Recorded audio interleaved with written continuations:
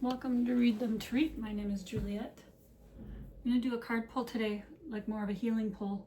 I might do a fun pull too. It's nice to do that every now and then. I wanted to touch base on, well, we call it a couple different things. Carl Jung, in the psychology aspect of it, called it the anima and the animus. The anima is the female, no, the feminine. The animus is the masculine. Now, the duality of the masculine and the feminine is what needs to be resolved. The duality between two separates, because we're both. Let's talk about the universal law of gender. Everything has both masculine and feminine energies. So when we're standing in our masculine power, I'm not talking our physical gender, I'm talking the energy of the masculine. When we're standing in our masculine energy, we are in action, we are doing. This is building a business. This would be where we plant the seeds. Now, I don't know why this happens every time I get on here. When we get into the feminine, that's the receptive or the receiving. That is also the being energy. And this is where growth is. Pardon me.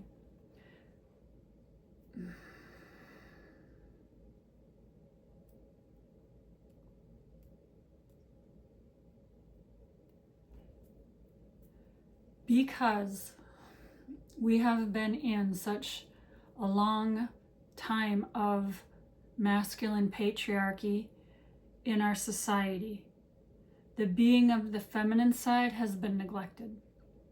You're seeing that starting to shift. A lot of women that are in there, had to be more in their masculine, are choosing not to be in relationships with unhealed or wounded masculine. Nor should a man want to be in a relationship with someone unhealed and wounded in their feminine.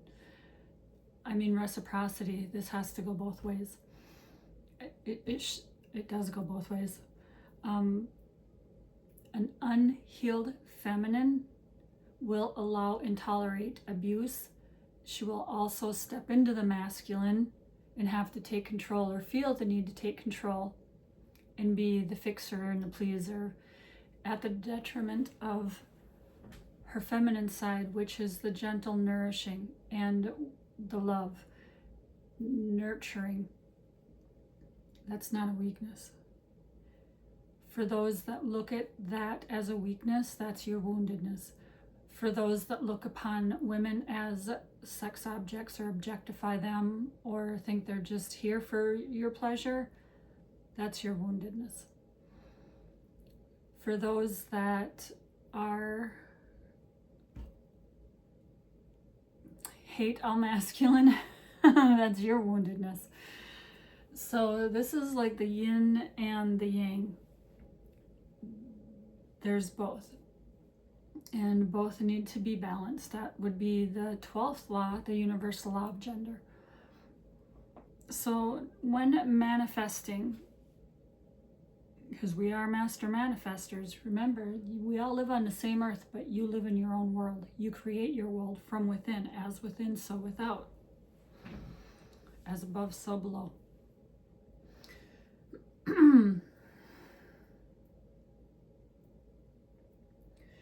Manifestation, if you're coming from a place of unhealed woundedness, you're going to be a victim.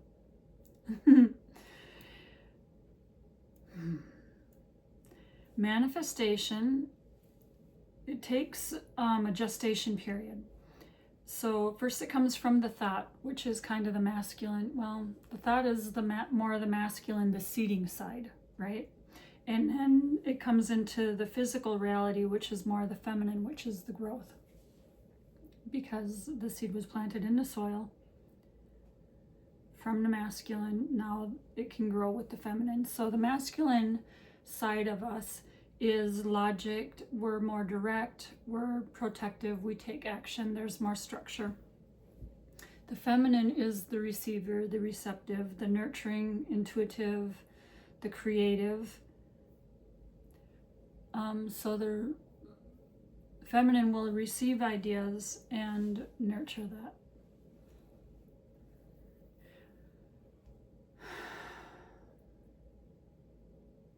We are both, the masculine and the feminine.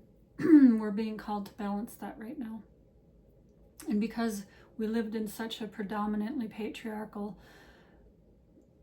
heavy on the masculine side in society for so many, many, many years, that it's almost like it's going to seem to swing the other way to a more feminine side. It may appear that way, so it can balance out. But we need to balance that within us. That needs to be balanced within us. A lot of women that are creating their own businesses, building their empires, owning their own houses, just doing everything all on their own is a sign that we are shifting out of the predominant masculine. A wounded feminine looks like allowing herself to be abused, taken advantage of, victimized. Even that, we could say in a sense, is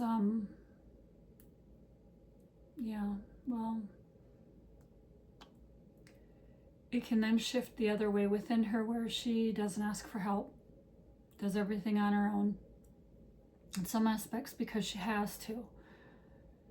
And this is what's going to be shifting and changing.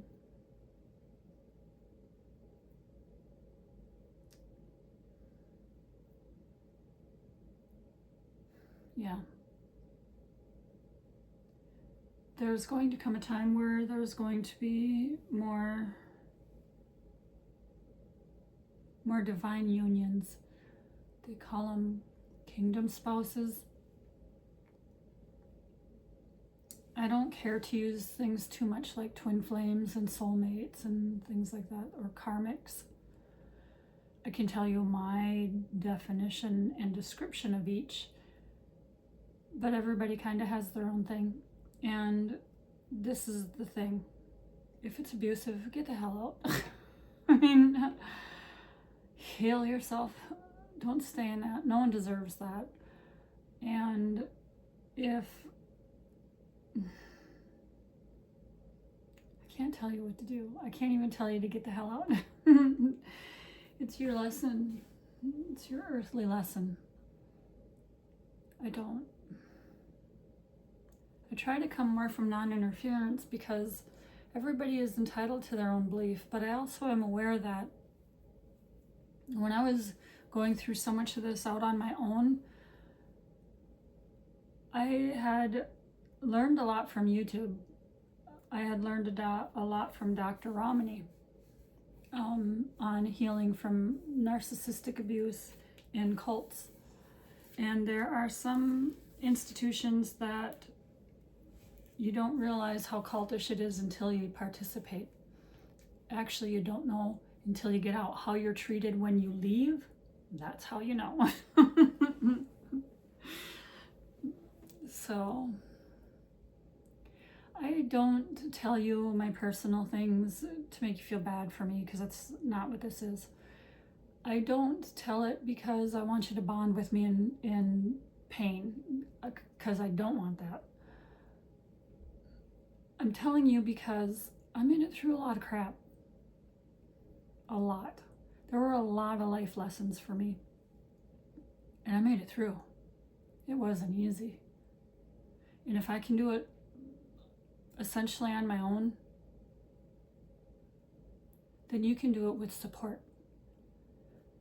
I want to be that support.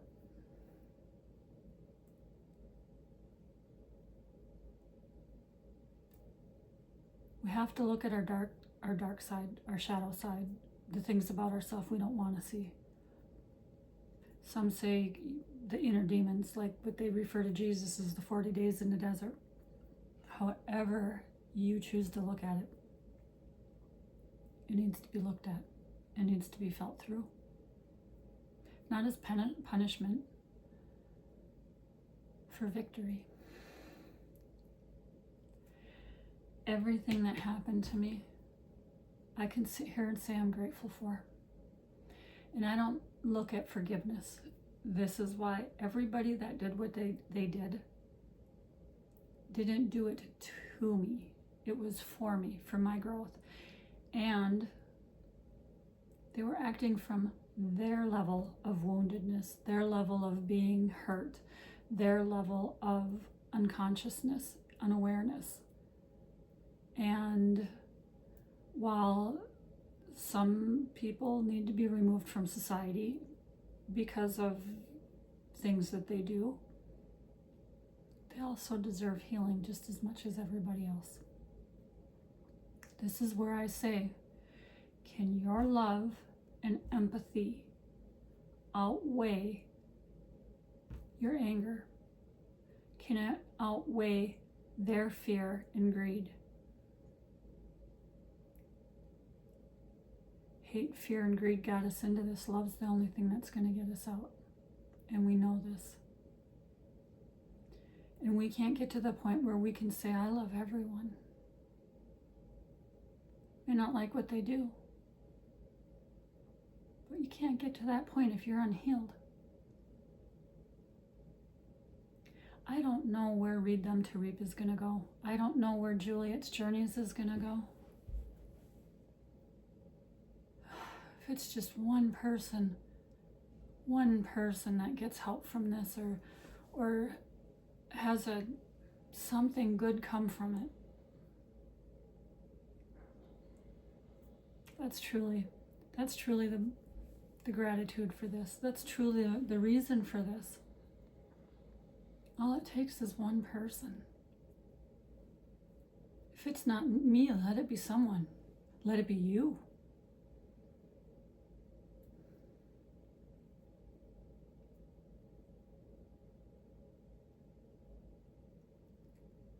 Oh, my love for humanity.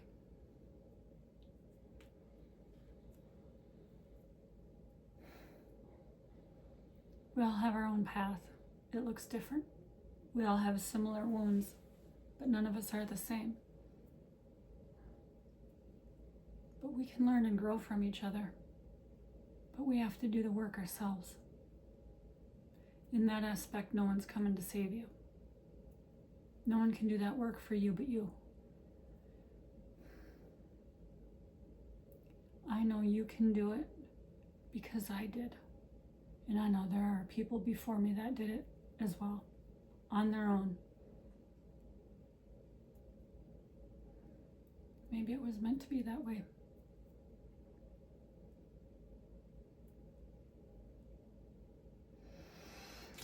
Let's have fun with some cards. As always, and in all ways, I love you. Thank you.